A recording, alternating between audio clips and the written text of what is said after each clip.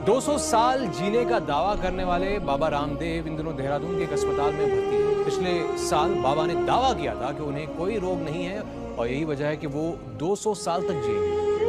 अभी भी लगभग 150-200 साल तो जीऊंगा। आप कहेंगे बाबा ऐसा क्यों? क्योंकि हवा तो मैं इसी यही ले रहा हूँ ना, गंदी हवा ही तो ले रहा हूँ। मेरे लिए अलग से हवा तो नहीं बनी है। पानी में मैं वही पी रहा हूँ। मैं बोतल बंद पानी पीना मैंने बंद कर दिया।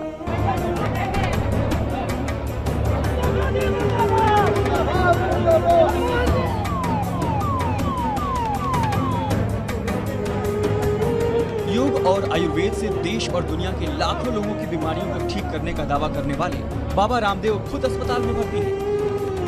लोगों को आश्चर्य हो रहा है कि 200 साल जीने का दावा करने वाले बाबा रामदेव के गुब्बारे की हवा अचानक कैसे निकल गई। कुछ ही दिन भूखे रहने पर एक योगी का शरीर इस तरह कैसे खराब हो सकता है। करीब 1 साल पहले लोगों को संबोधित करते हुए बाबा ने 150 से 200 साल तक जीने की बात कह डाली थी। अभी भी लगभग 150-200 साल तो जीऊंगा।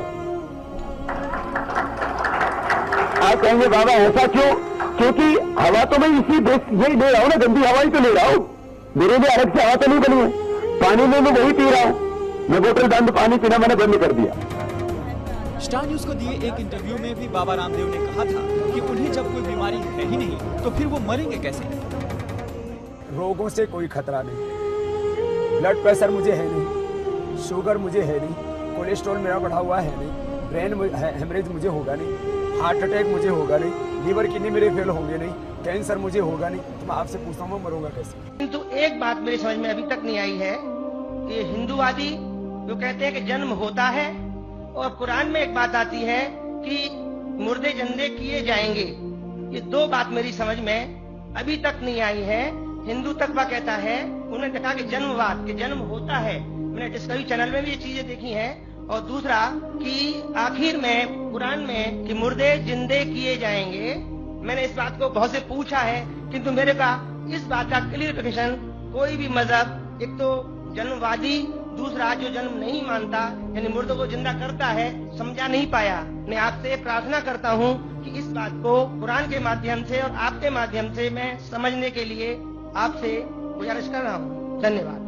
डॉक्टर साहब ने अच्छा सवाल पूछा है कि उसने कुरान मजीद पढ़ी और सब बात को तस्लीम करते। सिर्फ एक या दो बात कि कुरान शरीफ के अंदर मौत आती है, मुर्दे को वापस से जिंदगी दी जाएंगी आखिरत में, उनका जिक्र है। और हिंदू लोग ये मानते हैं कि पुनर्जन्म में, और वो डिस्कवरी चैनल पे देखे कि पुनर्जन्म होता है। अगर आप देखेंगे सबसे ऊंची किताब हिंदू मजहब में वेद। अगर आप पढ़ेंगे पुनर की मानी क्या, पुनर संस्कृत में मतलब नेक्स्ट, अगेन, वापस से और एक, पुनर के मानी नेक्स्ट। तो पुनर्जन्म मतलब नेक्स्ट जिंदगी और एक जिंदगी। अगर आप कुरान शरीफ पढ़ेंगे कई आयतें हैं कि अल्लाह सुब्हाना व तआला ने आपको जिंदगी दी। पहले आप थे नहीं, फिर जिंदगी दी, इस धरती पे आए, फिर आपको मौत देंगे, फिर आखिरत में उठाया जाएगा। आप जो कर रहे मुर्दों को जान दी जाएंगे आखिरत में, ये हम मानते हैं कि एक बार हम इस धरती पे आते, नेक्स्ट लाइफ इज आखिरत। उसी तरीके से वेद में भी जिक्र है अबाउट पुनर्जन्म, नेक्स्ट लाइफ, सेम हूबहू जिस तरीके से कुरान में लिखा हुआ है। लेकिन आम हिंदू मजहब के जो गुरु है, स्वामी हैं, इन लोग जब ये जानने लगे, एक उनको कठिनाई पेश आई। वो देखने लगे कि कई इंसान जब पैदा होते हैं with congenital defects, heart problem, heart defects, limb problem, कोई अमीर पैदा होता है, कोई गरीब पैदा होता है। तो भगवान ही कैनॉट बी अनजस्ट। भगवान अनजस्ट नहीं हो सकता है कि कोई इंसान को हेल्दी पैदा करता है सेहत के साथ, कोई इंसान को कंजेनाइटल दिल की बीमारी से पैदा करता है, कोई इंसान को अमीर घर में पैदा करता है, कोई इंसान को गरीब घर में। तो भगवान अनजस्ट नहीं हो सकता है, ना इंसाफ नहीं हो सकता। तो ये जो स्वामी लोग हैं, इन लोग ने एक नई चीज निकाली, संस्कारा। हिंदू मजहब में कहते संस्कारा, जो इंग्लिश में कहते हैं cycle of birth and rebirth, transmigration of soul. अंग्रेजी में कहते ट्रांसमाइग्रेशन ऑफ सोल, क्योंकि आप डॉक्टर है, आप जानते होंगे ट्रांसमाइग्रेशन ऑफ सोल अंग्रेजी में कहते, संस्कृत में कहते संस्कारा, birth death birth death birth death. कहीं भी वेद में नहीं लिखा हुआ है कि birth death birth death birth death, कहीं भी वेद में नहीं लिखा है। चैलेंज है मेरा, ये इन लोग को मिलता है भगवत गीता के श्लोक से। भगवत गीता का श्लोक चैप्टर नंबर 2 में वर्स नंबर 22 में उसमें लिखा हुआ है कि जब कोई शख्स अपने कपड़े निकालता है तो वो नए कपड़े पहन लेता है, उसी तरीके से रूह एक नई जिस्म में जाती है। और ये भद्यांकर उपनिषद में भी इसका जिक्र है, अब पढ़ेंगे कि when a caterpillar climbs up the grass of blade, he jumps to a new grass. Same way the soul takes a new body. जिस तरीके से कैटरपिलर घास के ऊपर चढ़ता है और दूसरे घास पे जाता है, उसी तरीके से रूह एक नई बॉडी के अंदर जाता है।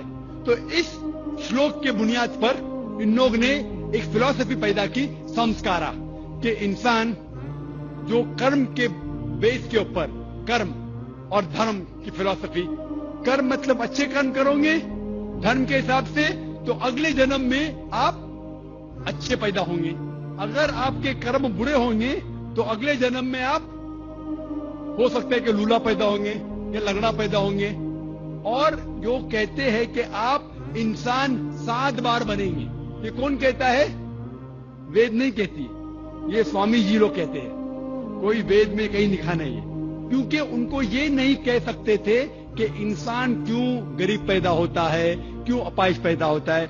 उनकी सोच कम थी, इसीलिए नई फिलॉसफी लेके आए, ट्रांसमाइग्रेशन ऑफ सोल।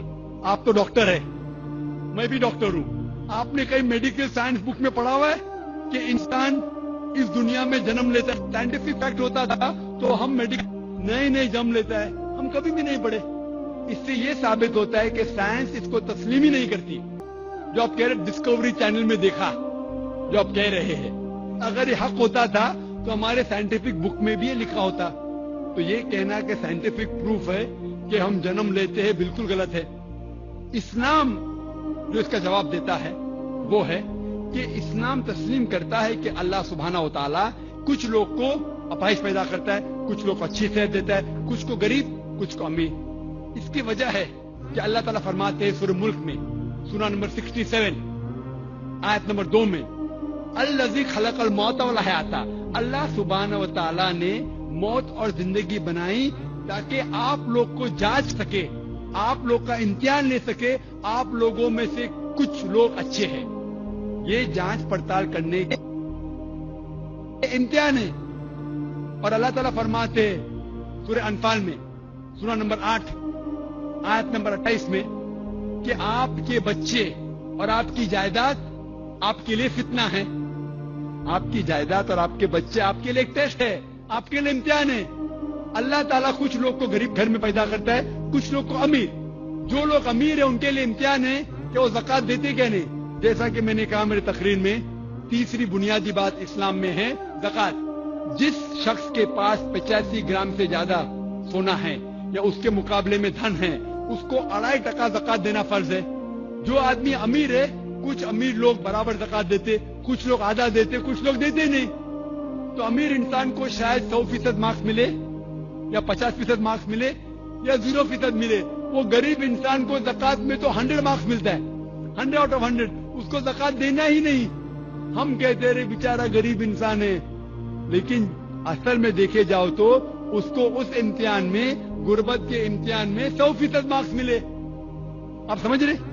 इसी तरीके से अल्लाह ताला कहते हैं कि आपके बच्चे आपके लिए इम्तिहान है।